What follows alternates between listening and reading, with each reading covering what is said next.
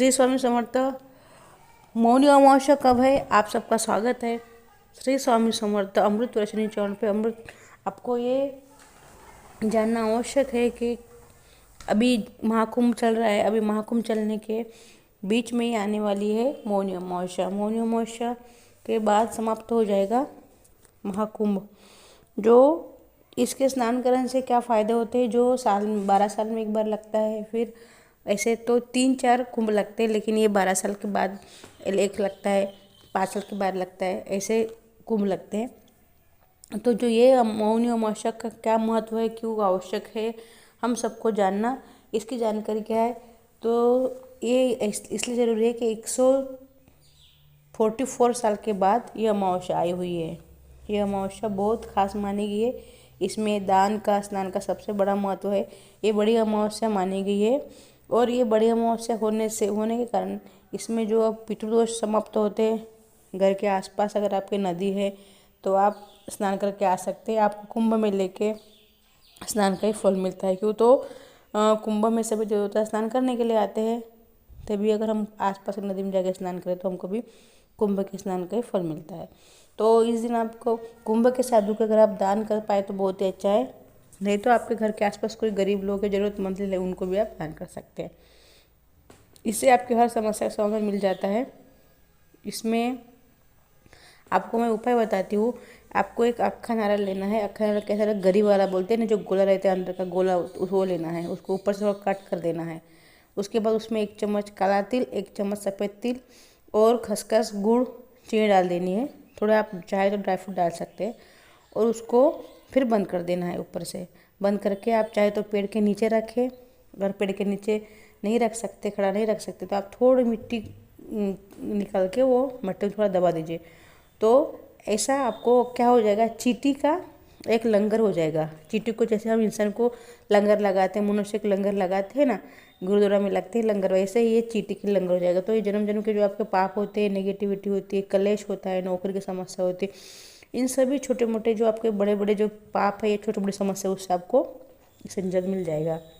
अभी इस दिन किया गया दान बहुत ही महादान में माना गया है। दूसरा उपाय क्या है? आप गरीबों को, कोई जो बच्चा है पढ़ने में बहुत अच्छा है, उसके पास अगर शिक्षा के लिए दान आप दे सकते हैं।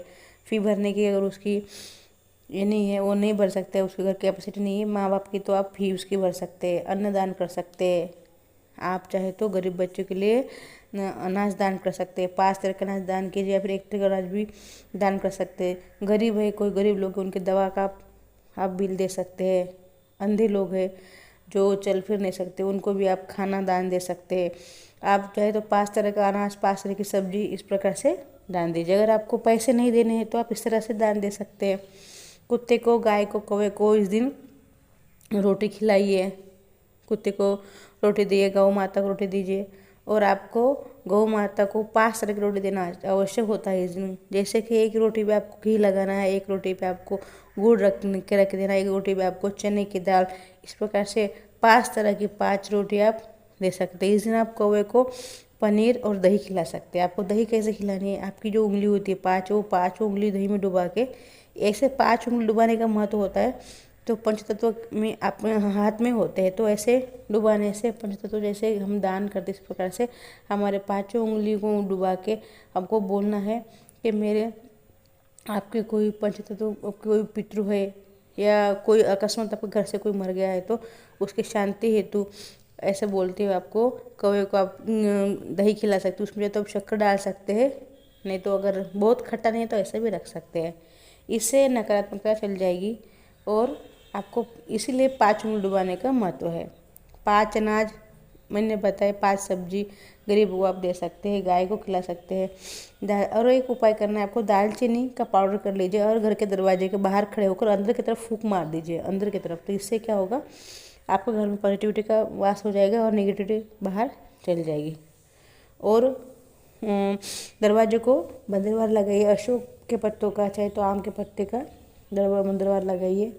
और मौनी अमावस्या का महत्व होता है मौन रखने का। मतलब आप इस दिन मौन रहिए, 1 घंटा, 1 दिन, चाहे 10-15 मिनट। ये तो आप रोज़ भी रह सकते हैं। मौन रहने से बहुत फ़ायदे होते हैं। मौन रहने से झगड़े नहीं होते, घर में क्लेश नहीं होते। अगर आप 1 दिन नहीं रह सकते तो कम से कम 1 घंटा तो आप मौन रख सकते हैं। लेकिन मौनी अमावस्या अगर मौन रहे तो हमको बहुत ही ज़्यादा पुण्य मिलते हैं। क्यों? तो इस अमावस्या का नाम ही मौनी अमावस्या है। तो आप प्रयत्न करें कि आप मौन रहे। और फ्रेंड्स, और एक ख़ास बात, इस दिन आप पितरों के तर्पण कर सकते हैं। अगर नदी पे आप स्नान करके जा रहे तो आप वहाँ जाके अंगूठा और आपकी पहली इंडेक्स फिंगर के बीच में से पानी अपने पितरों को देवता के समर्पित कीजिए। बोलिए ओम सर्व पितरों सदा बोल के। अगर आपको ऐसे ही करना है तो घर में आप एक परात में पानी लीजिए, उसमें कच्चा दूध, तिल और गंगा जल अगर नहीं हो तो सादा जल भी चलेगा। तिल उसमें ले आप कुशा, तिल और कच्चा दूध लेके अंगूठे के और इंडेक्स फिंगर के बीच में से पानी ऐसे छोड़ते हुए अपने और दक्षिण दिशा के ऊपर तरफ मुंह करके करिए। शिव जी को काले तिल इस दिन अवश्य चढ़ाइए। इससे आपके जो पितर होते हैं उनको तृप्ति मिलती है। और मैंने इसके पहले वीडियो डाला है, अगर आपके घर में शिवलिंग है, नर्मदेश्वर जी है और आपकी जलहरी चांदी की है तो वो जो जल नीचे गिरेगा वो अपने पितरों को मिलेगा। आपके पितरों जहाँ भी होंगे वो प्रसन्न होंगे, संतुष्ट होकर आपको आशीर्वाद देंगे।